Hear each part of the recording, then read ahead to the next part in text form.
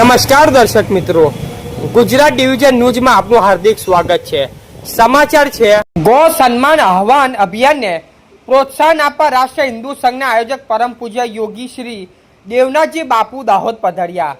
સંપૂર્ણ ભારત વર્ષમાં ગો હત્યા પર સંપૂર્ણ પ્રતિબંધ લાવી ગો માતાના રાષ્ટ્રીય સન્માન અપાવવામાં પવિત્ર સંકલ્પ સાથે ચાલી રહેલા ગો સન્માન આહવાન અભિયાન અંતર્ગત તારીખ 5/7/2026 રવિવારના રોજ સવારે 11 વાગે પરમ પૂજ્ય આદરણીય યોગી શ્રી દેવનાથજી બાપુ દાહોદ સ્થિત રામાનંદ પાર્ક ખાતે પધાર્યા હતા।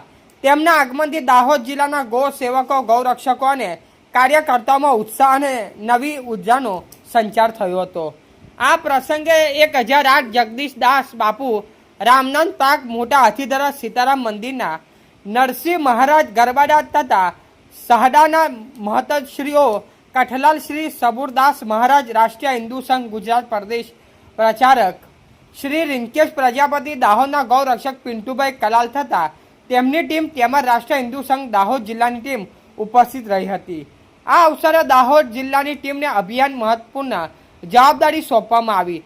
યોગી શ્રી દેવનાથજી બાપુએ 100 કાર્યકર્તાઓને આહ્વાન કર્યું કે જિલ્લાના દરેક તાલુકામાં વધુમાં વધુ જન સમર્થક અને સહયોગ એકત્રિત કરવા આવે તથા આગામી 27 જુલાઈ 2026ના રોજ જિલ્લા કલેક્ટર કચેરી ખાતે આવેદનપત્ર રજૂ કરીને ગૌ માતાના સન્માન અને ગૌ હત્યા પર પ્રતિબંધ માંગને વધુ મજબૂત બનાવવામાં આવે। રિપોર્ટર વાદી બરવતસિંહ, લીમખેડા, દાહોદ। गौ माता की सनातन धर्म की समग्र भारत में अंदर गो समान अभियान चाली रह्यो छे।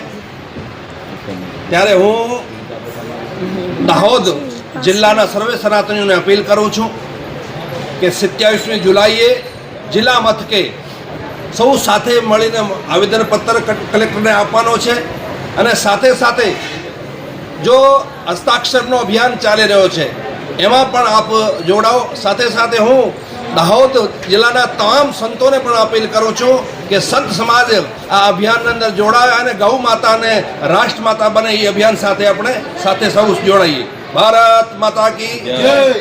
સમાચાર જોવા માટે ગુજરાત ડિવિઝન ન્યૂઝ ચેનલને like, share, subscribe, bell icon press button દબાવવાનું ના ભૂલશો।